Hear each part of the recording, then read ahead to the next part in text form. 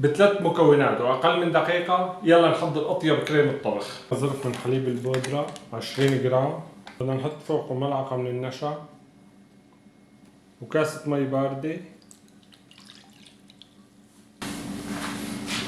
نخلط المكونات كلها مع بعض.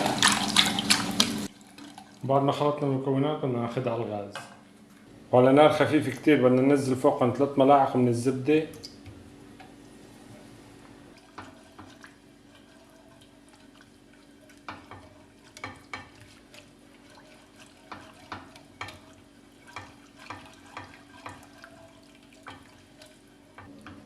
بس تشوف القوام بلش يتقل فورا بنطفي تحتهم ونشيلهم عن النار. وفورا بعد ما شلناهم على الغاز بدنا نفضيهم بأي مرطبان عنا.